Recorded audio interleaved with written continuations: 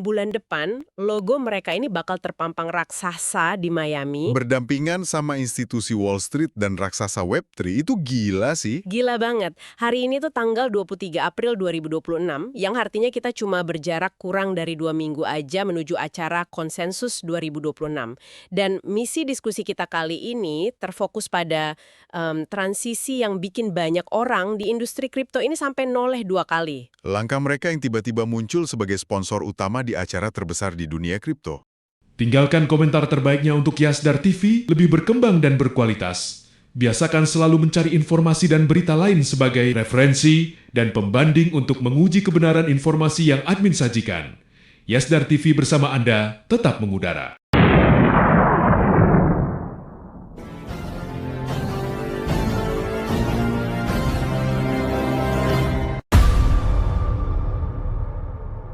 Pi Network, Pi One Ear, GCV 314159.พวกเรารอ Pi Network, Pioneer, GCV 459 ดอลลาร์ Karena melompat dari sekedar layar ponsel pengguna biasa ke panggung yang sering disebut Super Bowl kripto ini, jelas bukan cuma taktik pemasaran biasa, ya kan? Ada sesuatu yang jauh lebih besar yang lagi terjadi di balik layar ini. Ini bukan kebetulan. Transisi ini tuh sinyal yang sangat disengaja. Tim di balik proyek ini sedang menggeser narasinya secara fundamental. Mereka kan udah menghabiskan waktu bertahun-tahun ngebangun basis pengguna dari mulut ke mulut.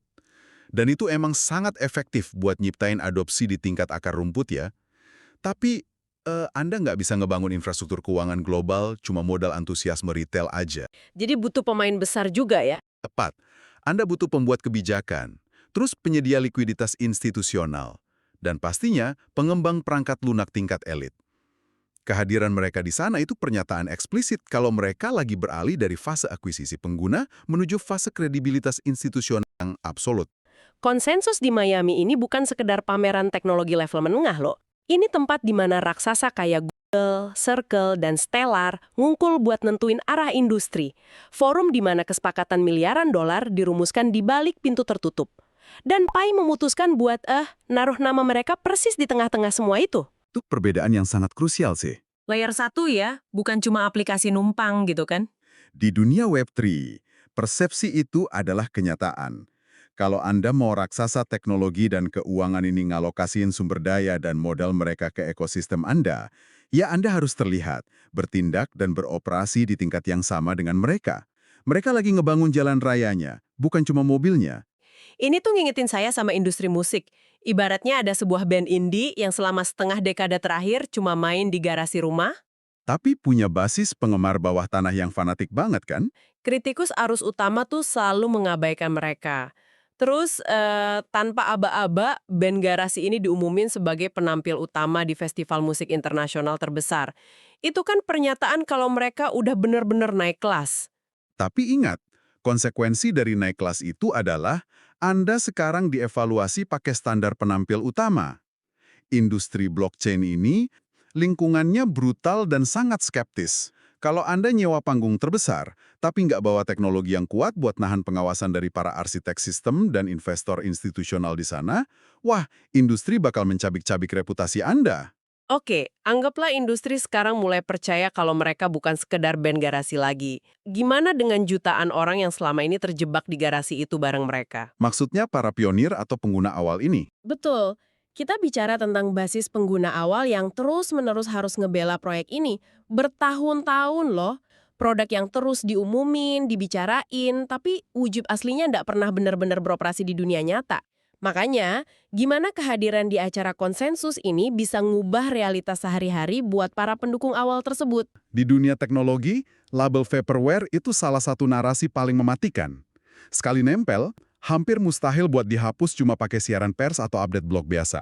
Ngebeli posisi buat berdampingan sama institusi keuangan tradisional, itu nyiptain apa yang kita sebut sebagai bukti sosial atau social proof, dalam skala yang sangat masif. Karena konsensus itu kan sejarahnya dihadiri sama entitas konservatif kayak BN Mellon atau Morgan Stanley kan?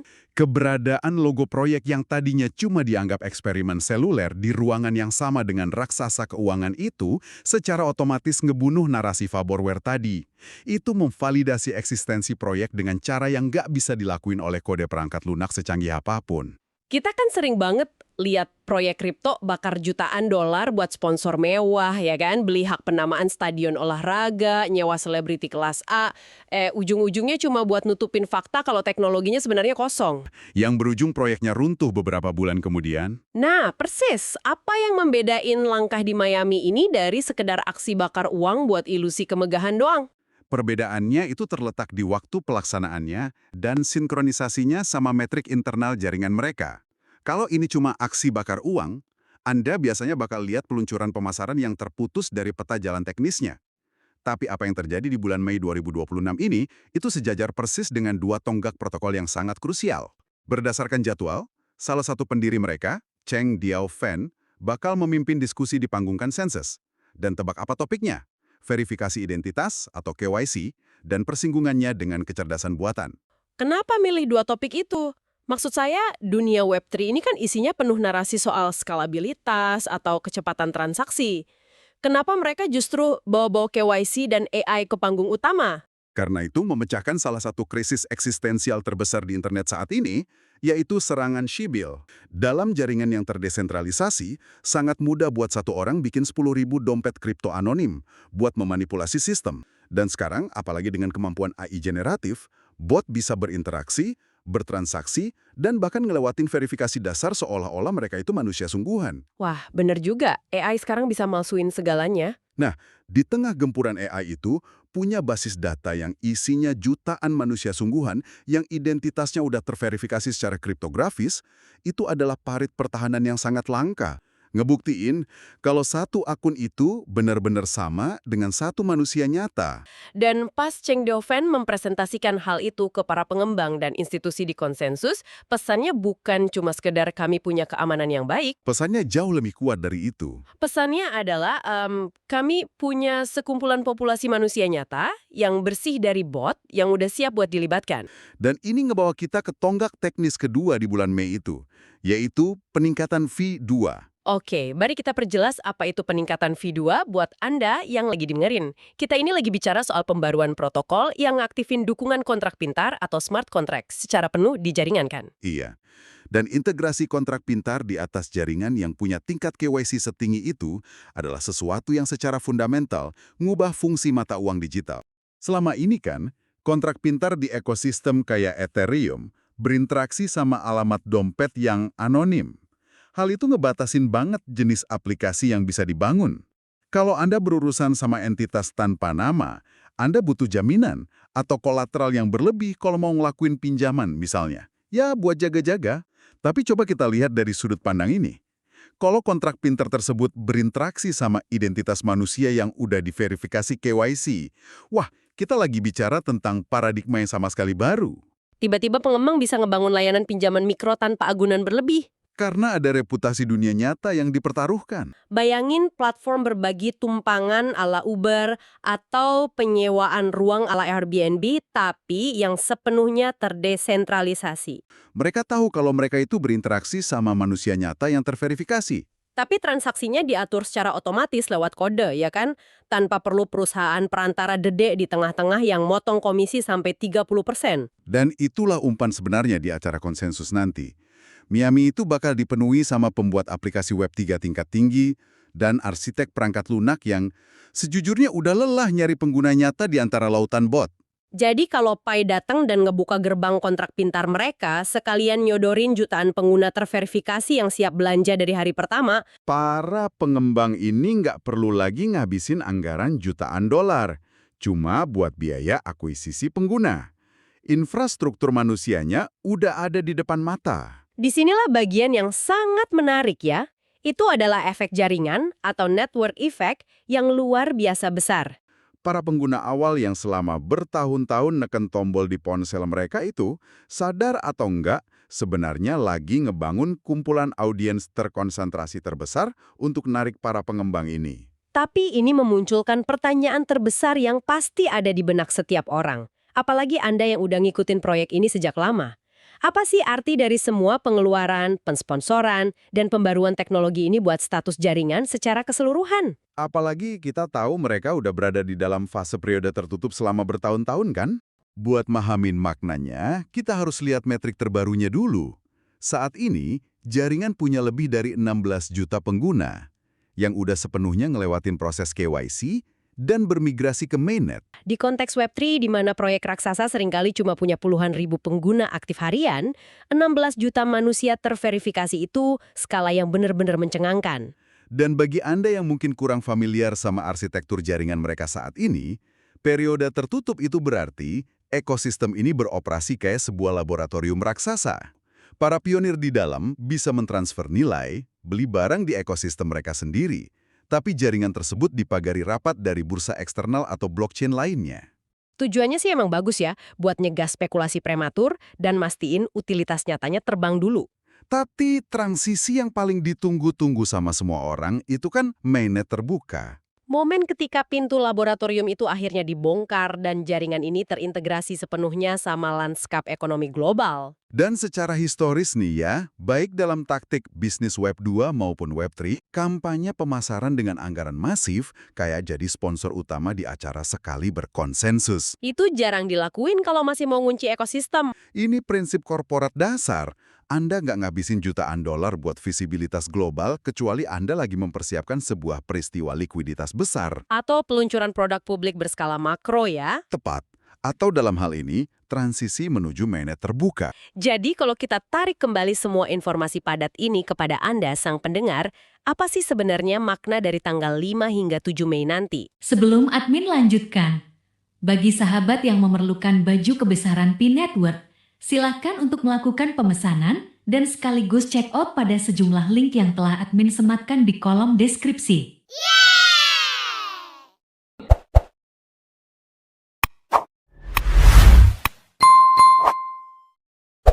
Kalau buat tim intinya sendiri, acara ini murni soal akuisisi talenta dan kemitraan. Mereka butuh para pemikir terbaik di ruangan itu buat mulai nulis kode di atas peningkatan fitur mereka. Buat Anda dan komunitas, ini adalah titik di mana narasi itu divalidasi. Ini konfirmasi bahwa cangkang aplikasi penambangan yang selama ini jadi antarmuka awal, itu cuma mekanisme distribusi aja. Produk akhirnya itu, ya infrastruktur yang sekarang lagi dipresentasiin di hadapan lembaga keuangan dunia ini. Mereka benar-benar lagi nancepin benderanya di lanskap Web3 global. Dan ngelakuinnya tepat pas mesin teknologinya, kayak KYC, AI, dan kontrak pintar tadi, udah siap diuji coba. Ini bukan sekedar eksperimen lagi. Ini benar-benar peluncuran infrastruktur ekonomi. Coba pikirin lagi gimana jaringan kripto besar biasanya diluncurkan. Biasanya kan sekelompok kecil pemodal Ventura atau VC nyuntikin dana gede. Terus jaringannya diluncurin ke sekelompok elit teknis aja. Dan habis itu mereka ngabisin waktu bertahun-tahun nyoba ngiyakinin masyarakat umum buat peduli dan make produknya. Pendekatannya selalu dari atas ke bawah, top down gitu. Dan jujur aja seringkali masyarakat umum cuma dijadiin alat buat para VC ini mencairkan keuntungan mereka doang. Tapi proyek yang lagi kita bahas ini membalikkan seluruh cetak biru tersebut. Mereka mendistribusikan akses ke ponsel cerdas secara massal terlebih dahulu. Ngehabisin setengah dekade ngebangun jaringan komunitas dan nyelesain hambatan verifikasi identitas di tingkat akar rumput. Dari bawah ke atas, utilitas dan teknologi kompleks kayak kontrak pintar tadi baru dibangun dan diluncurin setelah populasinya terbentuk. Jadi, kalau strategi sebarkan ke ponsel terlebih dahulu, bangun teknologi berlatisnya kemudian, ini berhasil ngelahirin blockchain layer 1 dengan adopsi paling luas di dunia. Apakah ini bakal jadi standar emas yang baru buat industri? Itu pemikiran yang sangat provokatif buat direnungin. Akankah ini ngebuktiin kalau metode peluncuran berbasis komunitas yang perlahan ini pada akhirnya jauh lebih superior dan tangguh dibanding modal instan yang didanai miliarder? Ini benar-benar perubahan paradigma. Ini pasti bakal jadi studi kasus yang bakal diajarin di mana-mana. Dari cuma sebuah aplikasi kecil dengan tombol petir di layar ponsel, jadi sesuatu yang menantang cara kita mikirin soal penciptaan uang dan distribusi teknologi. Sangat menarik untuk terus diamati. Dan itulah yang bikin industri ini begitu memikat untuk terus kita perhatikan. Kami berterima kasih kepada Anda karena udah nyediain waktu buat menyelami kompleksitas ini bareng kami hari ini. Dari pergeseran psikologis di Miami, sampai ke mekanika di balik kontrak pintar yang dikendalikan oleh KYC. Teruslah bersikap kritis, teruslah mengamati pergerakan pasar, dan pastinya teruslah belajar bareng kami. Sampai jumpa di diskusi mendalam berikutnya.